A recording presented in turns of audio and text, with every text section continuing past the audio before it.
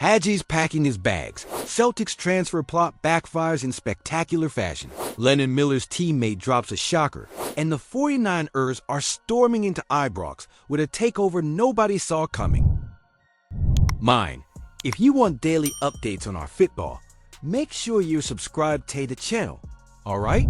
It looks like Ianis Hagi's time in Glasgow is ticking down faster than a late winter at Hampton. The Romanian midfielder, who's been kicking about at Rangers since January 2020, is reportedly on the way out this summer, and he's not packing up alone. Word from Derek Ferguson, who's seen a thing or two in his time, is that Hagi and Tom Lawrence are both set to walk when their contracts run out.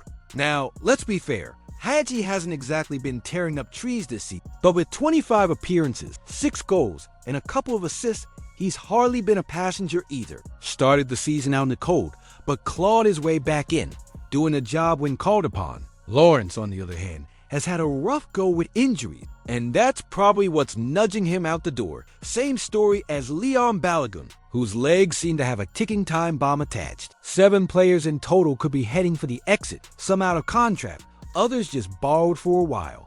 With a potential takeover looming in the background, there's a whiff of revolution in the air at Ibrox, and if that means Rangers start shopping for higher CLIB or E-talent, fans might have something to look forward to after a few transfer windows that felt more Poundland than Premier League. Thing is, it's not just about who's leaving, it's about who comes in to replace them. Losing Hagi and Lawrence won't bring the roof down, but if the replacements aren't better, then what's the point? A squad refresh is fine, but only if it's actually a step up. Are Rangers making a smart call letting Hagi go, or are they once again sleepwalking into another rebuild with no real plan? Well, it looks like Brendan Rodgers fancied himself a bit of Giorgi Kochorashvili in the middle of the park. But in the end, Celtic were left standing at the altar, bouquet in hand, but no bride. The Hoops made a formal move over the weekend, trying to whisk the Georgian midfielder away from Levante. Sounds romantic, doesn't it? Unfortunately for them, Sporting had already been sliding love notes under the table since January. While everyone thought Kochorashvili was off limits, Levante's CEO even said he wasn't for sale last week. There was already a hush-hush deal bubbling away with the Portuguese side. And just when Celtic tried to crash the party with their last-minute offer, it triggered a chain reaction. Levante hit the protect the deal clause faster than you can say Champions League qualifiers, and Sporting sealed the agreement like a team that actually reads the fine print. In the end, Levante bagged €5.5 million, plus €2 million in potential bonuses, and a tidy 12.5% of any future sale. Not bad business at all, especially when you've got 2 clubs waving contracts around. For Celtic, though, it's another one that got away, and this one hurts a bit more. Cosset suggests they were late to the party and trying to dance with someone who was already taken. Rodgers clearly saw Kochorashvili as someone to bring a bite and flair to his midfield, but now he'll be doing that in Lisbon instead of Glasgow. Did Celtic fumble this transfer by acting too slowly, or is this just another sign that Scottish clubs can't compete financially, even when they move fast? Right then, here we go again, another week. Another rising Scottish talent being linked to Celtic. And this time, it's Lennon Miller getting the Parkhead treatment. Now, young Miller's been lighting it up at Motherwell, hasn't he? Just 18, but already playing like a lad who's been around the block twice. The Celtic links have been floating around ever since Brendan Rodgers strutted back into Glasgow in 2023.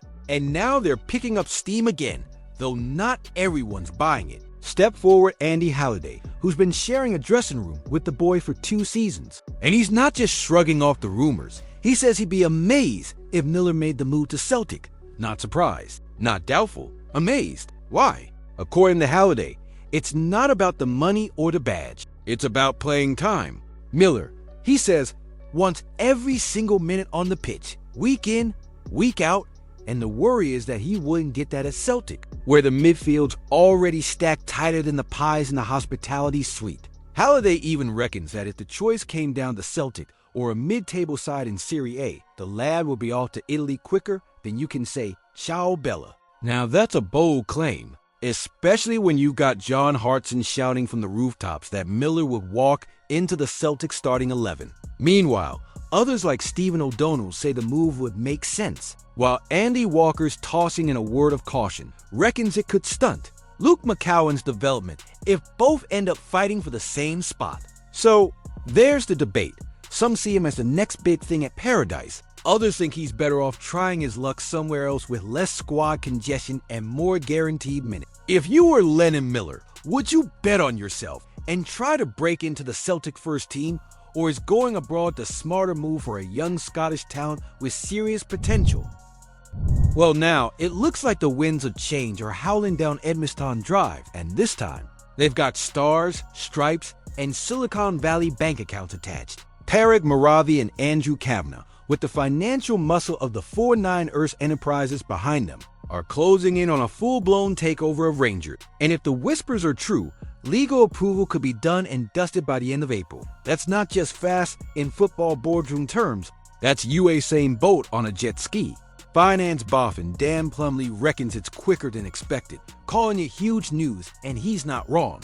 These takeovers usually drag longer than a VAR check in injury time, but this one's flying through the gears like Todd Cantwell on a caffeine high.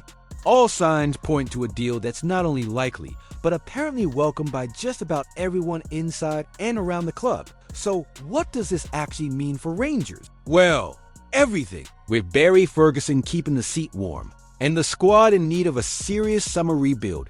Getting new ownership in before the window opens is massive. It means the club can stop patching holes with duct tape and actually start planning like a proper football operation. Transfer, manager search, boardroom reshuffle, all of it becomes easier with a clear command at the top. The shareholder list, full of names like Dave King, Douglas Park, and the usual cast of Ibrox boardroom characters, is about to get a total facelift. If this goes through, it's a clean slate, and fans are right to get excited, cautiously or not.